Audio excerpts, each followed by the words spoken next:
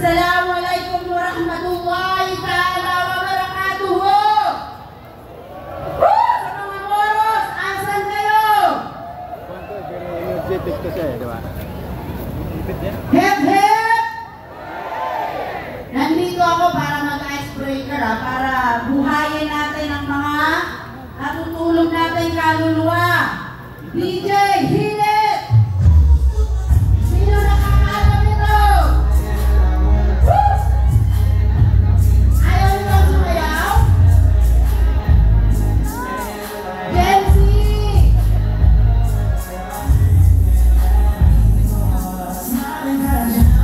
DJ,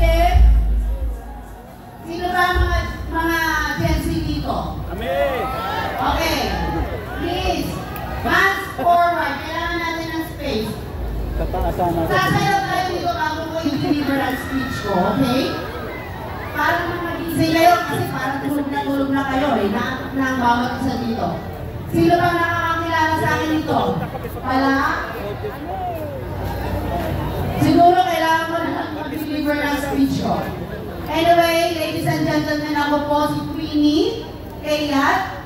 Naging instant celebrity ako dahil sa aking pagkikipaglaban, laban, korupsyon. Tama na! Tama! Woo! Pakinggan mo na kayo! Ha? Love you daw, love you. Ale? Love you daw. I love you too! Love you more! Kahapon po, galing ako ng Divisoria bago ako pumunta dito. Ang nasakyan kong sasakyan ay Grab, naging matindi yung pagpapalitan namin ng conversation. Kasi sinabihan pa naman ako na, bakit hindi nyo kasi hinihintay mawala or makagraduate ang ating Pangulo? Walang patutungan itong ginagawa nyo. Imagine nyo, kulang na lang ipukpukin ko ng martilyo kung kanina. Ayaw ka na lang makipag-away kasi baka dalhin ako sa ibang lugar. Sinabihan ba naman ako, sabi ko, okay lang tayo kikilos pag nabili na tayo ng Amerika at China? Alam niyo po, dumadami po. Kailan ba nauubos na ang pondo ng Pilipinas na pupunta sa iilang mga tao ang kaban ng bayan? Gusto ko nga pala mag-say hi sa 7th or nasaan kayo? At sa mga taga Lanao del Sur, nasaan kayo? Hoy, mga moros! Gumising na kayo! Moros, hep hep! Good, very good. Kasama ba namin kayo? Moros, nasaan kayo? Sigaw kayo, the moros! Moros! Ano ba yan? Hey, lang kayo ng hey! Moros! Dito! Okay. Buti na lang, nandito pala kayo. Akala ko wala kayo dito eh. Ilang buwan na akong nanananawagan sa inyo.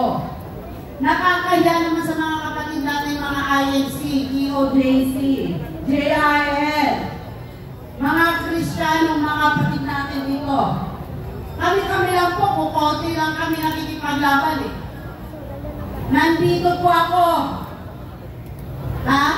Ako ngayon kasi nakakaranas ng cyberbullying ang gagaling sa komunidad ko. Komunidad ng mga Maranao. I am a full Maranao ko. For everybody's information. Ang atake nila sa akin, hindi daw ako naging hijab. Ang argumento ko, korupsyon. Hindi ang problema at ang bayang Pilipinas is yung hijab ko. Anong kinalaman ng hijab ko sa korupsyon?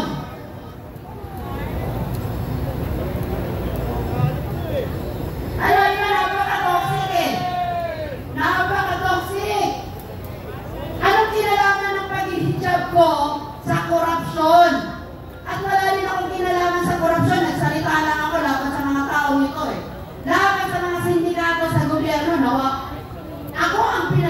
imbitahan. Pero sinabi ko na lang sa sarili ko, okay na yan. Good and bad publicity is still publicity. Eh kayo mga bashers, kayo ang gumagawa ng paraan para maging celebrity ako. Tingnan nyo, naging celebrity ako wala sa panahon. Nakakuha kami kahapon yung haba kami. Gusto ko sana magpasalamat sa mga kababayan kong dumayo pa dito, sa mga taga-Davao, mga taga-Davao, nandiyan ba kayo? Sina Sir Randy Osman, nandito sila. Assalamualaikum mga sir. Salamat po sa pagdayo dito mula Davao hanggang dito sa EDSA Monument. Ano, may energy pa ba kayo? Meron pa? Sumugod na kayo dun. Ha? Ayaw na sumugod? Ano? Sige na, sumugod na kayo. Ha? Sige na, sumugod na kayo? Eh, kung hindi pa tayo susugod, kailan tayo susugod? Anyway, magandang hapon po sa inyong lahat. Assalamualaikum warahmatullahi ta'ala wabarakatuh. Palakpakan naman natin siya, ladies and gentlemen, si Queenie. Maraming salamat. Thank you, Madam Queenie. Maraming salamat. At maraming salamat sa mga kararating lang. Magandang araw sa inyo mga kapatid. Hello sa inyo palakpakan. Sige na naman kayo dyan. Mga bagong pasok. Mga bagong dating. Yung mga kapatid natin na alam nila kung ano ang pinunta nila dito. Nag-iisa lang ang layunin natin lahat. Yes, pagbabago. Yes. Siyempre, i-welcome din natin at mag-hello din tayo sa ating mga vloggers. Kaya itong mga nasa harapan natin lahat ng mga vloggers. Yes, hello vloggers. Meron nga pala akong sasabihin isang dali lang. Siguro, medyo nahihirapan yung koleksyon ninyo para yung vlog ninyo ay mapunta sa cloud. Medyo nagkakaroon kasi tayo ng how do you call this? Jamming. Oo, kaya medyo mahirap ang signal galing sa inyong device papunta sa web. Yes. Kaya nga, magtiis-tiis lang muna tayo. Basta ang importante, magkakasama po tayong lahat ngayong araw na to. Tama? Tama! Magkakasama tayo mga Pilipino?